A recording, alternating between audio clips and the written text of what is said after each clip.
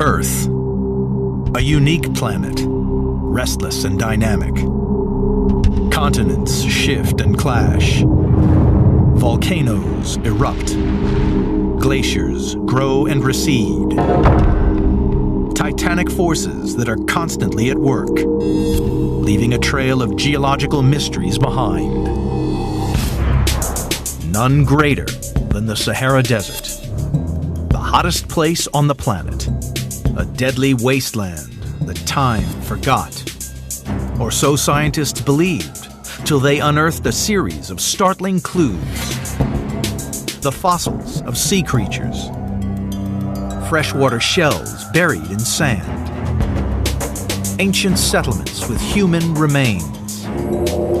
Clear evidence that this stark landscape hides a turbulent past.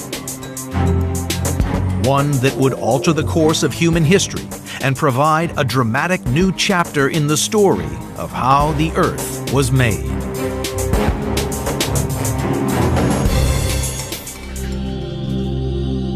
Africa's vast Sahara Desert is as big as the United States. The sand alone from this giant expanse could bury the entire world 8 inches deep. It's the largest desert and the hottest place on Earth. When I first arrived in the Sahara, I was just struck by how utterly barren it was. It's like the color green was removed from the palette when they made this place. Just nothing, grays and browns, and not a scrap of life.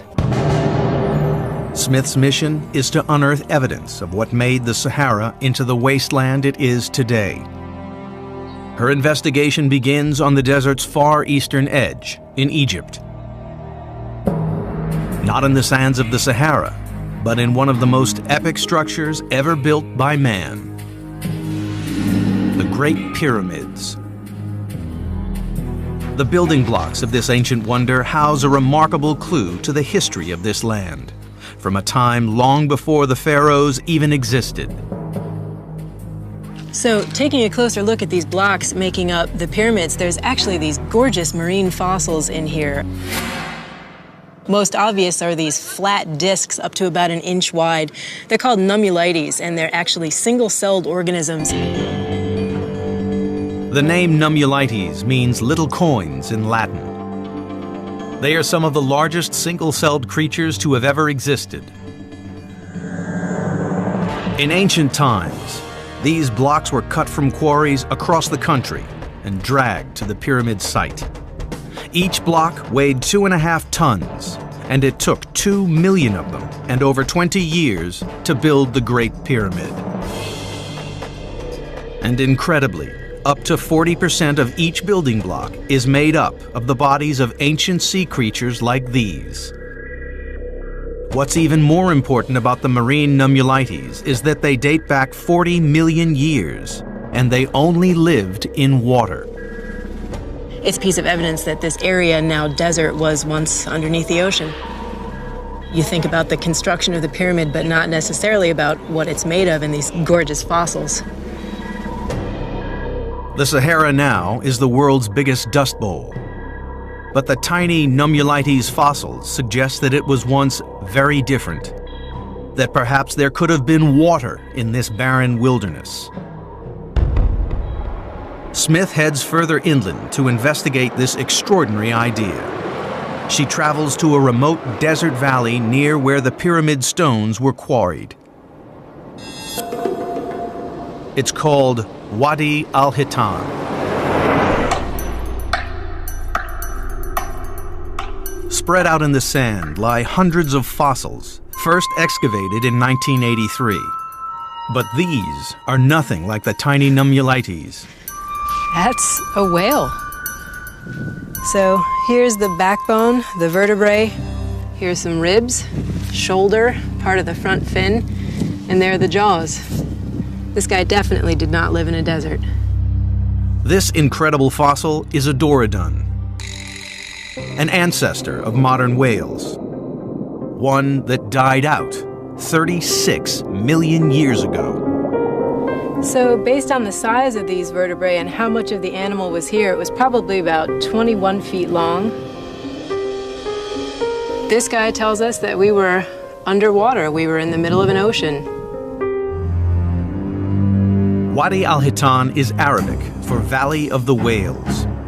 This 12-mile dip in the landscape has the highest concentration of fossils in the world. Some were found in the desert floor, others in the cliff walls.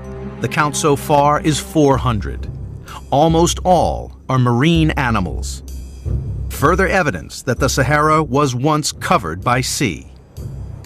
So here we've got the fossil of a baby whale. You can see the lower jaw down here with some teeth, and the shoulder, the backbone, some ribs, and all curled around. Actually, the tail comes right back to near the head. As if finding whales in the desert wasn't intriguing enough, there's yet another mystery to be solved. A lot of the fossils are of very young Dorodons, like this one. A delicate mesh of stone helps explain why so many baby whales died in this place. Wow, so finding that whale fossil told us we were in the ocean. These rocks actually tell us a lot more about what type of ocean we were dealing with. These are all fossilized mangrove roots. These roots would have been below water. The mangrove trees would have risen above it. Since trees don't grow out of the deep ocean, we know that this area was actually under shallow ocean at the time these rocks were deposited. Something probably that looked like the Florida Everglades, where there are mangroves growing now. Smith has discovered the shoreline of the ancient sea. The shallowness of the water could explain why there were so many young animals here. So one idea, there's a bunch of these baby whale fossils found in this area, and this would have been a shallow protected bay that maybe the whales came just to birth their young. It is absolutely incredible to see a fossilized whale in a place that right now gets less than 1 millimeter of rainfall a year. It's as much convincing evidence for geologic change as I can imagine.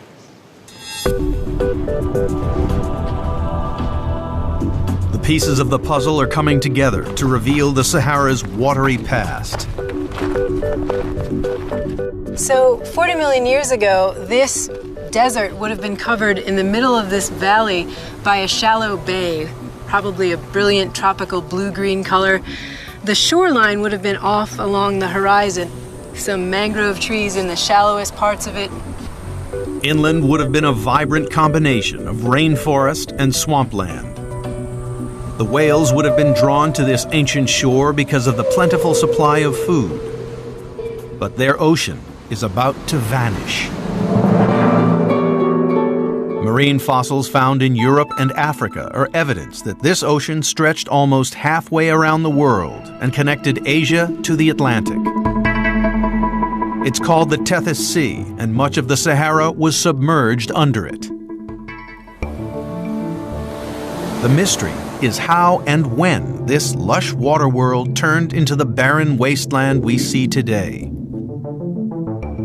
The answer lies not in climate patterns, but in geology.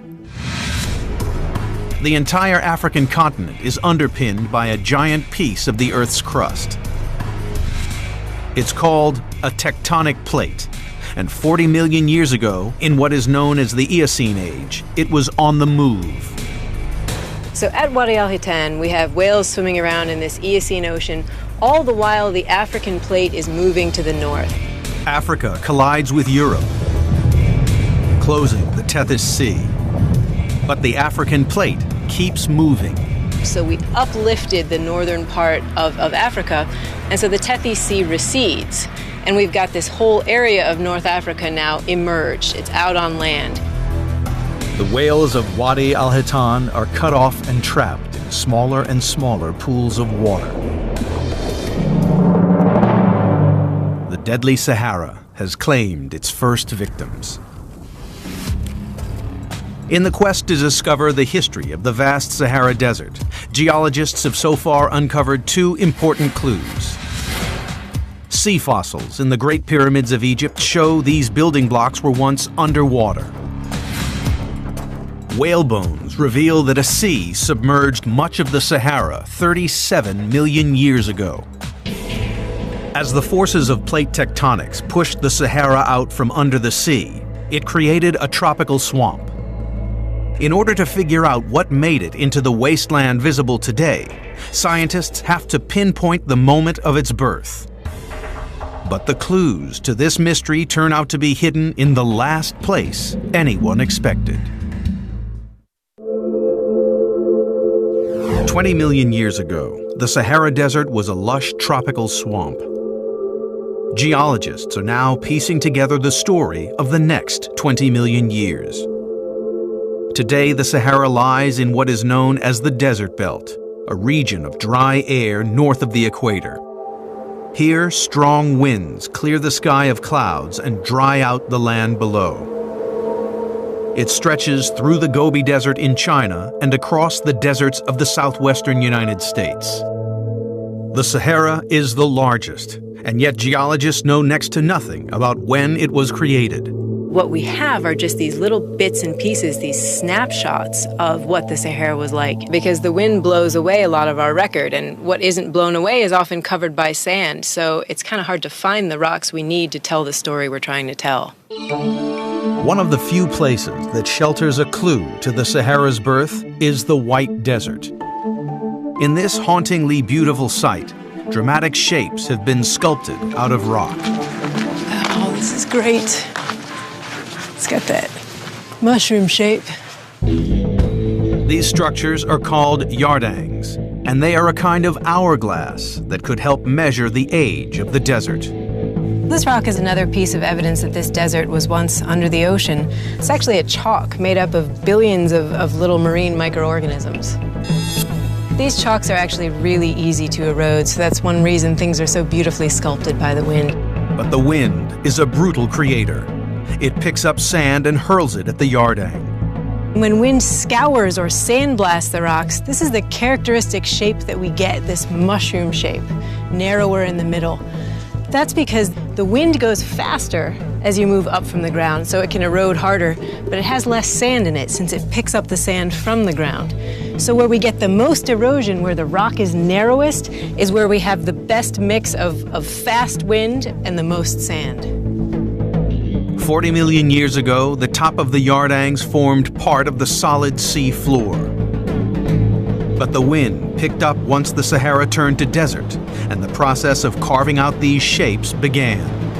Figuring out how long that took could help pinpoint the age of the desert. It's hard to say precisely how long it would take for the wind to carve this all out.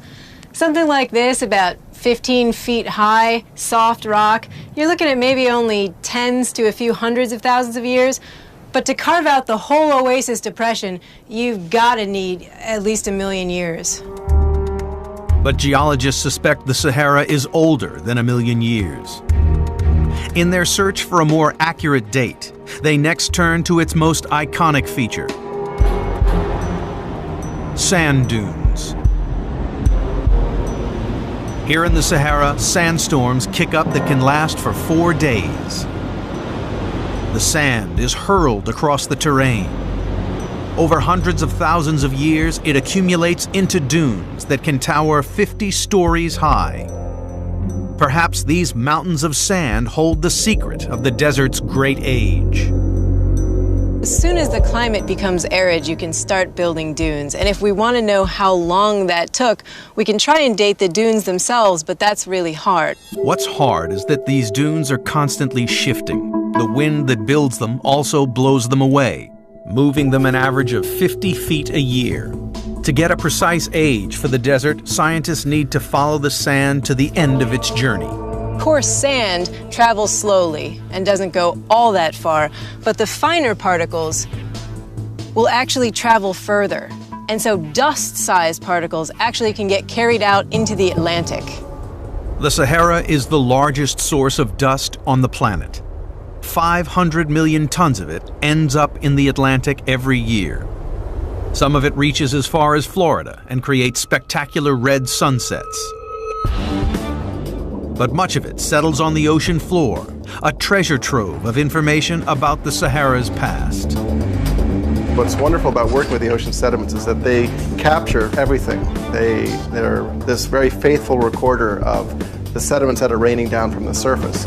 In 1995, Domenical drilled down into the ocean floor, through layers of mud dating back millions of years. Each layer of sediment is like a time capsule. Shallow levels show plenty of this dust blown over from the desert. So Domenical extracted deeper core samples from over 1 million years ago. Still, there was desert dust.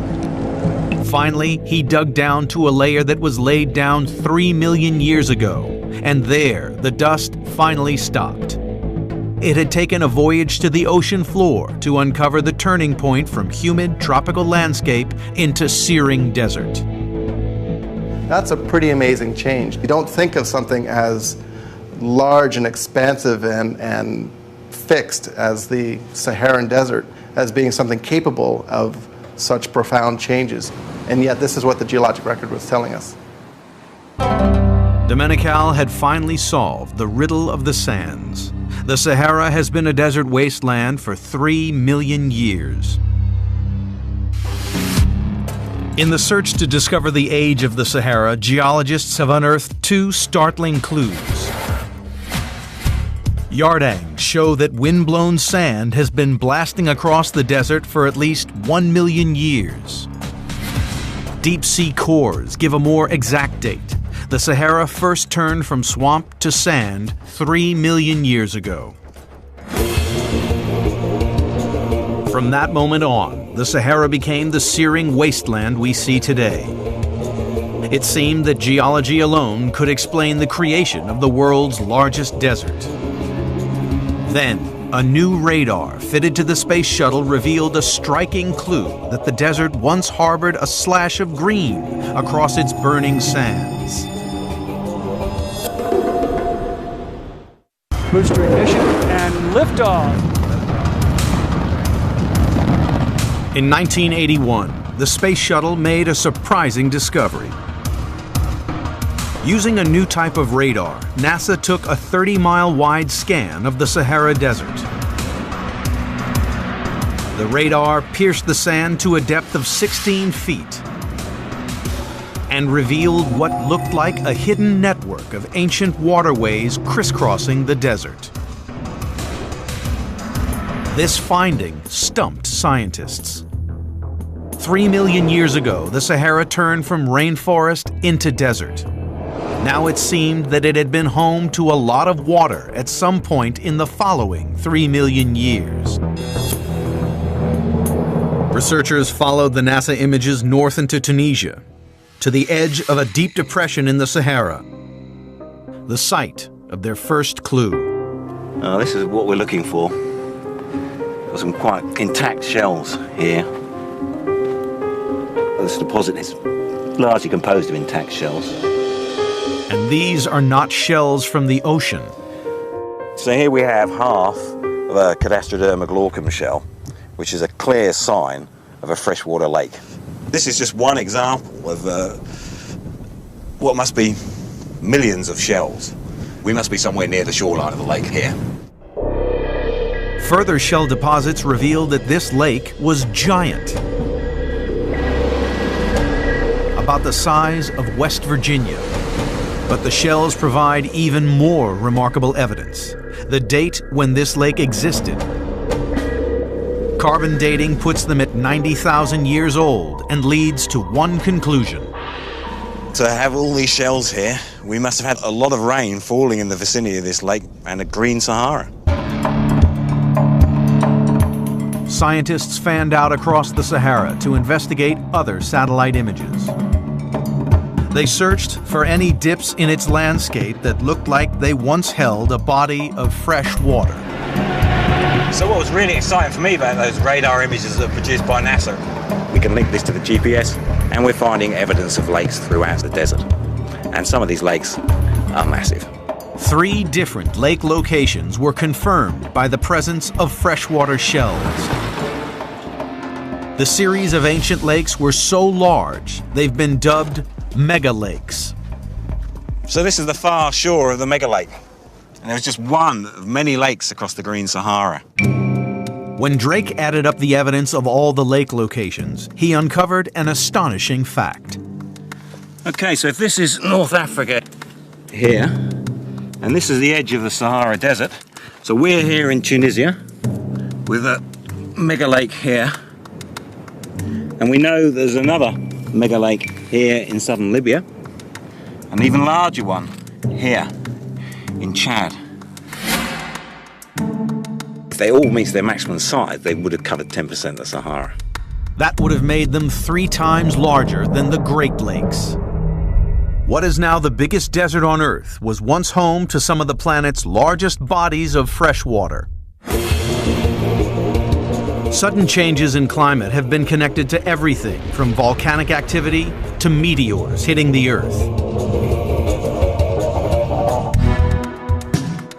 But climate researcher Peter Domenical had a hunch this wasn't the first time it had happened. He turned to his archive of deep ocean cores. Our approach was to use deep sea sediments as this continuous tape recorder, if you will, of past climate change in Africa. By looking at the levels of desert dust in cores dating back hundreds of thousands of years, he discovered the Sahara had changed more than once. When we first collected these measurements, I really kind of almost fell back in my chair, because what we saw was there are many switches like this in the climate system. To explain these regular dramatic changes, Domenical looked beyond the Sahara to the rotation of the Earth itself. More specifically, small wobbles in the Earth's orbit around the Sun. The theory is that the wobble causes the Earth to tilt slightly. So the monsoons which drench southern Africa today shift up, pouring rain onto the dunes of the Sahara. Crucially, these wobbles occur every 20,000 years. So there's this perfect one-to-one match between when Africa was wet and the stage of the Wobble Cycle. And this goes back millions of years. Each time the rain belt moves up, the landscape is transformed, and the desert turns green. To me, the single most impressive thing about the Sahara is how small fluctuations in something as simple as a wobble in the Earth's orbit can lead to these really just totally dramatic changes in the climate of a region that's so large. Scientists now had evidence of how and why the Sahara turned green. They knew that giant lakes covered much of the desert, but they had no proof they were connected. Were these vast, isolated rain pools or part of an interconnected river system, as suggested by NASA's radar images? Nick Drake gets word that in 2009, archaeologists have made an important discovery that supports the river theory. Stone tools found not far from the site of the megalake in Tunisia. The first step is to identify the shoreline of the ancient lake.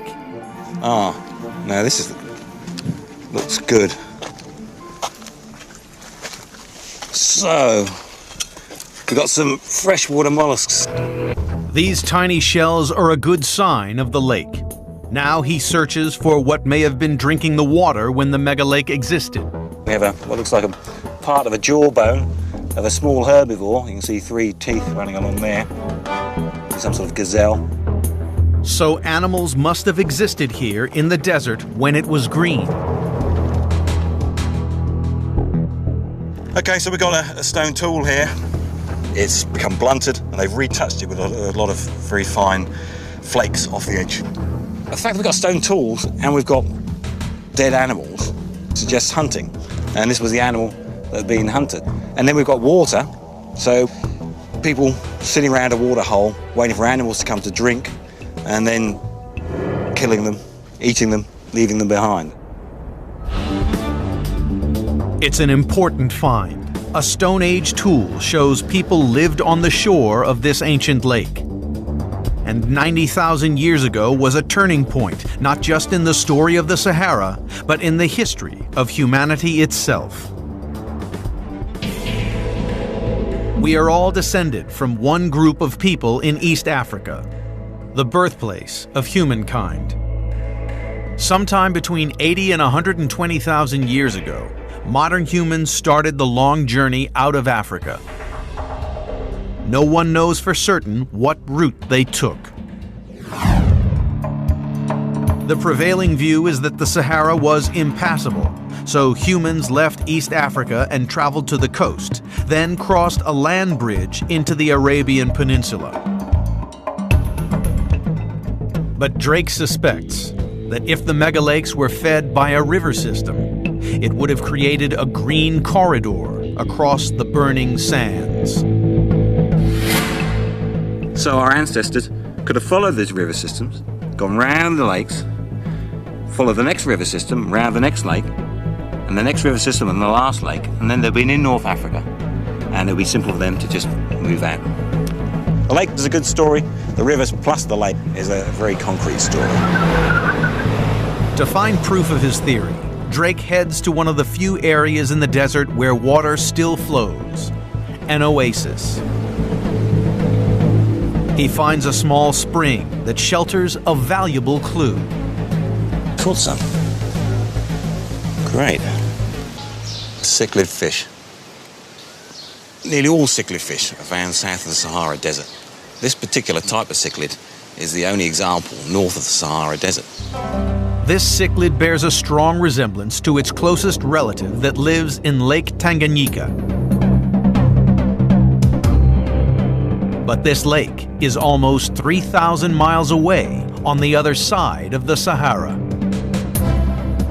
So the big question is, how did it get here? And the most obvious answer is that it swam across the green Sahara. Modern humans, who could live in lots of different types of environments, would have presumably found it very easy. A darn sight easier than this fish.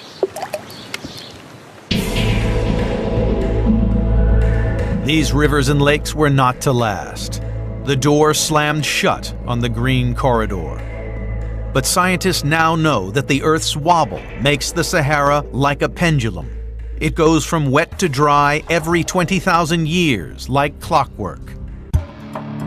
The investigation has now revealed 2 clues to how these wobbles affected the Sahara. Freshwater shells dating back 90,000 years prove the desert was once covered by giant freshwater megalakes. A cichlid fish shows the Sahara was crossed by a river that created a corridor of life across the sands. But scientists still needed concrete information about how rapidly these changes occurred. Then, an Egyptian archaeologist made a stunning discovery in the Libyan desert. An eyewitness account of the Sahara's last switch, the most dramatic climate change of the last 10,000 years. Scientists piecing together the history of the Sahara have uncovered a remarkable story. 40 million years ago, it was covered in ocean. 3 million years ago, the Sahara turned to desert. Since then, it has swung between grassland and wasteland every 20,000 years. Scientists now turn to the more recent geological past, the last 10,000 years, to discover how fast this giant desert can change.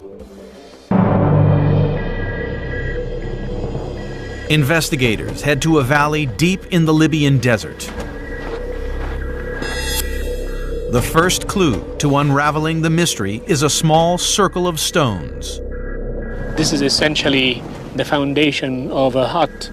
It is unimaginable to see an actual house structure right there next to what is now nothing.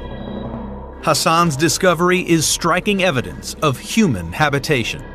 The house structure consists of this circular foundation with upright standing blocks which are taken from the local bedrock. It would have made a semicircular structure with probably skins and branches, and people would have used that as a shelter. Hassan believes these huts could have housed a small community of around 50 people. Now he needs to know exactly when they lived here. Ostrich eggshell beads. These little ostrich egg beads are clearly human handiwork. They use the eggshells to make ornamental beads cut into a circle so that a string can pass through. So they string these into bracelets or necklaces. The eggshells the beads were made from are also here and provide the next clue. The eggshells suggest, of course, that they were ostriches, and that's quite remarkable for this environment to have animals like that. This was no nomadic tribe, but a settled farming community rearing animals for food. Hassan carbon dated the ostrich eggshell beads. The result? Just 7,000 years ago, the deadliest desert on Earth was home to both human and animal life. It's dramatic evidence of the last burst of green in the desert. A dip in the desert floor provides a clear sign that rain from the monsoon fell here. What we have here is the evidence of a deep lake with mud deposited. This mud indicates a body of water that could have supported a settlement of people. When the lake is deep, as we can see from these layers here, then there would be a lot of vegetation, a lot of animals, and people would have a very good time.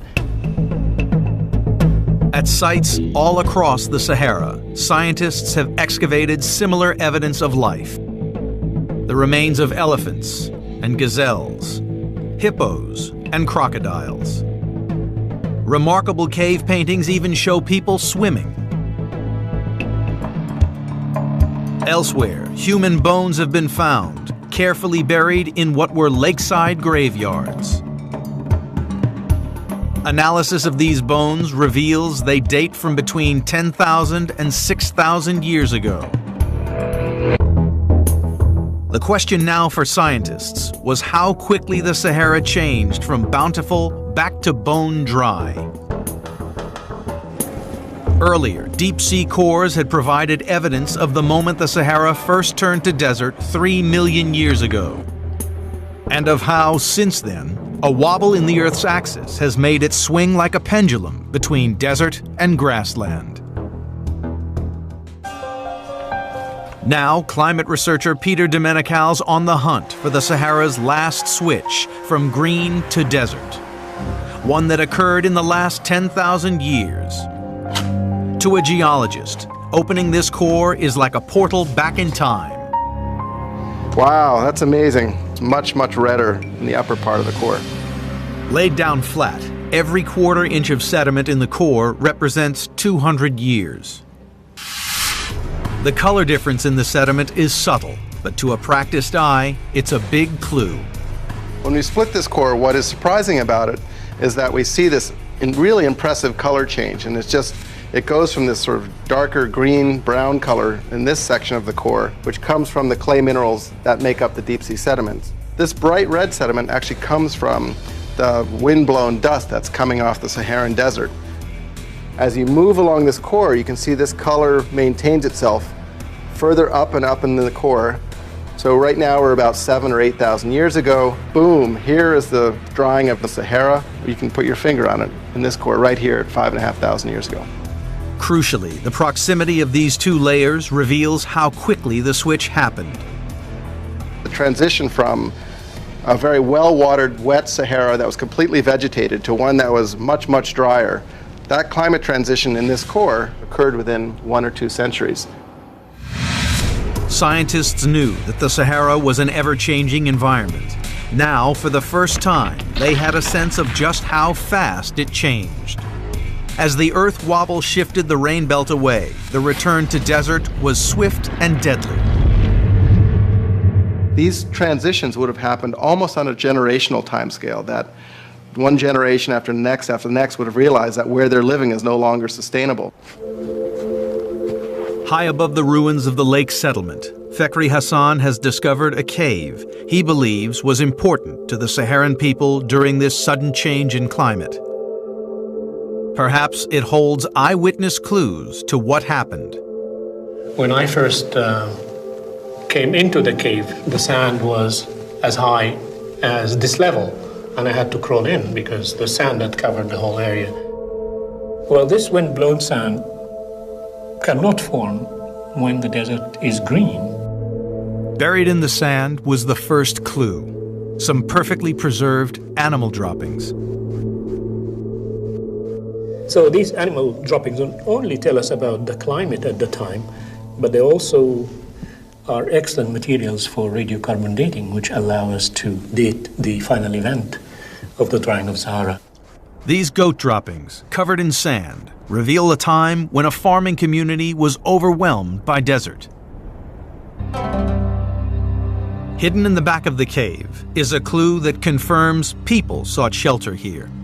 The cave has a very interesting feature, which is the prints of hands. So this is excellent evidence of the people that lived here. The next clue suggests that around them, the Sahara was beginning its relentless transformation into desert. Well, here we see a very interesting drawing with these long lines. This represents a cloud with rain coming down. Rain was becoming very scarce at that time, and they would have used this cave to pray for rain. But with the monsoon now several thousand miles south, their prayers could not be answered. Well, this cave must have been a very important sacred place for these people at a time when things were getting really bad. Eventually, despite these rituals, the force of this change was so great, they had no choice but to leave. Here in this cave we have the sand and we have the handprints, which is the last message left by the Saharan population. The story of this cave started with a tilt in the Earth's axis that stopped the rain falling on the Sahara. What must have seemed like a never-ending drought would, in just 200 years, turn a gentle, fertile region the size of the United States into a brutal, searing wilderness, the wasteland we see today. This would be the biggest environmental upheaval of the last 10,000 years. Those that could must have migrated east to their closest source of water, the valley of the Nile, a beacon of green in the vast desert. This exodus had a surprising outcome. The death of one culture 5,500 years ago would lead to the birth of one of the most advanced civilizations on the planet. It was the drying of the desert that led to this great civilization. People came from different places in the desert, established their villages, and within a very short time, they began to have the basic ingredients for the rise of Egyptian civilization. So climate change, in this particular case, stimulated one of the most spectacular events in world history. The investigation into how quickly the Sahara returns to desert has uncovered two striking clues. Ostrich eggshell beads show people and animals inhabited a green Sahara just 7,000 years ago. Ocean sediments show that the Sahara returned to desert at breakneck pace in just 200 years. The next wobble in the Earth's axis is set for 15,000 years from now. Only then will the Sahara turn lush and green again. But now, modern technology is finding ways to speed up that process. The investigation into the Sahara Desert's eventful past now moves to the last 100 years.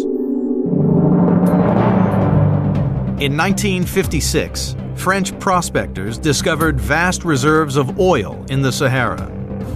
This triggered an oil rush that led to drilling across the desert. Then, they struck something unexpected under the sand: huge quantities of fresh water.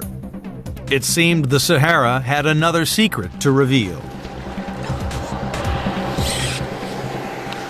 So this is a classic pumped well drilled for irrigating the fields, and the water is actually pretty hot, which means it's coming up from a considerable depth. The deeper the well, the hotter the water. Water from wells in the Sahara can reach up to 150 degrees Fahrenheit. Such a high temperature means the pump is drawing water from far enough underground to be warmed by the Earth's internal heat. So pumps like these can bring up water from 3/4 of a mile underground or even deeper. With no rain for years at a time, this water must be coming from somewhere. Smith spots another clue. Actually, when I look at the surroundings of the well, I can see some orangish-red iron staining. This is hematite, a mineral that is typically found in water that's been underground for a long time. Combined with the temperature, this points to some kind of deep reservoir. Scientists say that, astonishingly, great quantities of water lie under much of the Sahara. The key is in the sandstone. Sandstone is made from layers of sand compacted into rock over millions of years. So what's really incredible about sandstone like this is just how good it is at holding water. And that's because there's a lot of pore spaces between the sand grains that are actually really big. If I pour some water on this rock, just like would have happened when it rained over the Sahara, it soaks right in.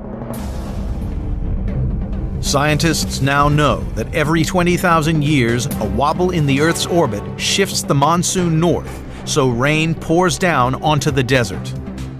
Much of that rain that fell over the Sahara is now stored underground. It's called the Nubian Sandstone Aquifer, and like a giant subterranean sponge, it sits below Egypt, Libya, and Sudan. Though there's nothing but sand and rock on the surface, under the ground beneath my feet is as much water as there is in the Great Lakes. The presence of a reservoir, even one deep underground, is surprising, given the Sahara's searingly hot temperatures. In 1922, in neighboring Libya, the mercury touched 136 degrees, a record still not beaten. But ironically, the water is protected by the desert itself. Layers of clay encase the sandstone. The clay keeps out the harsh sun. It also acts as a sealant, trapping the water within the rocks and creating pressure. Fault lines in this clay are the source of the desert's famous oases.